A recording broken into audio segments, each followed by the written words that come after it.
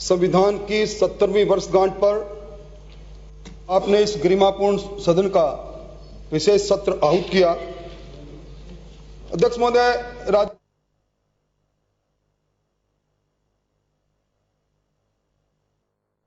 की विधानसभा इस देश में पहली विधानसभा है। 26 नवंबर को यानी 2 दिन पहले ही लोकसभा और राज्यसभा के संयुक्त सदन के अंदर उसमें एक विस्तृत चर्चा हुई थी, बड़ी गरिमापूर्ण चर्चा हुई थी। 70 वर्ष की इस आजादी में हमने जिस संविधान को अंगीकार किया, हमें जो संवैधानिक अधिकार मिले, जिन अधिकारों के लिए हमारे पूर्व नेताओं ने कुर्बानी दी, शहीदों की शहादत हुई, उस संविधान पर आज के समय में हमारे क्या कर्तव्य निहित है। अध्यक्ष महोदय, निश्चित तौर पर देश के प्रधानमंत्री जी को भी धन्यवाद देना चाहूंगा। उन्होंने परामर्श दिया, सारे देश की विधानसभाओं को एक एडवाइजरी जारी की और आपने इसको माना।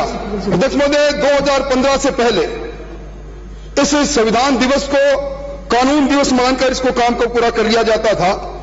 2015 में अध्यक्ष महोदय, जब देश बाबा साहब अंबेडकर, मुझे अफसोस है संसदीय कार्य मंत्री जी, आपने अभी टिप्पणी की कि आज की चर्चा में ये बात नहीं होनी चाहिए, बाबा साहब ने ये किया, बाबा साहब ने वो किया। बाबा साहब ने इस देश के अंदर इस विश्व का सबसे बड़ा लिखित संविधान दिया। बाबा साहब के बारे में आपकी ये टिप्पणी जो आज रिकॉर्ड पर जाएगी, मैं समझता हूं कि आज इस गरिमापूर्ण इस समय को, इस गरिमापूर्ण इस बहस को आपने कलंकित करने का काम किया है। अध्यक्ष महोदय, गलत तरीके से इंटरप्रेट कर रहे हैं। जी, डिबेट करना है तो बंद करेंगे, तो बैठे बैठे बोलना है, परंपरा ठीक नहीं है। अपने पॉइंट रखे, अच्छा रखे, पर आप बैठे बैठे कमेंट नहीं करें। मैं मानसिक निवेदन, प्लीज। अध्यक्ष महोदय, मैं इसलिए कह रहा था 2015 से पहले जब कभी भी 26 नवंबर आया, कानून दिवस के रूप में एक औपचारिकता हुई और देश सब उस संविधान निर्माता भीमराव अंबेडकर की जब 125वीं जयंती मना रहा था, इस देश के प्रधानमंत्री जी ने यह पूरे देश को कहा कि शिल्पीकार को ट्रिब्यूट करने के लिए, शिल्पीकार को देश के आम आवाम से परिचित कराने के लिए हमें संविधान दिवस को मनाना चाहिए।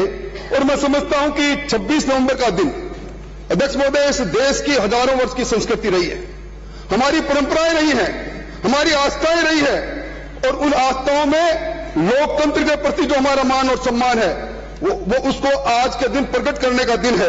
और मेरी मान्यता है अध्यक्ष महोदय कि संविधान के प्रति आज भी आम आदमी का विश्वास अडिग है, अटल है। हमारा लोकतंत्र जवान होता चला गया।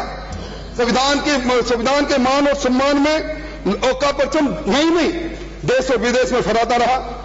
अध्यक्ष महोदय, मैं शायद आपको सुनना होगा, जब देश संविधान की 60वीं वर्षगांठ मना रहा था, उस समय जब 2009 के अंदर गुजरात के अंदर एक संविधान यात्रा निकली, गुजरात के तत्कालीन मुख्यमंत्री नरेंद्र मोदी जी ने संविधान की पुस्तक को एक बड़े हाथी पर रखकर और उसके आगे पैदल चलकर इस यात्रा को करके संसदीय इतिहास में अनुकूल्य काम किया, संविधान का मान और सम्मान बढ़ाने का काम किया। और अध्यक्ष महोदय, आपने इस सत्र को आहूत किया।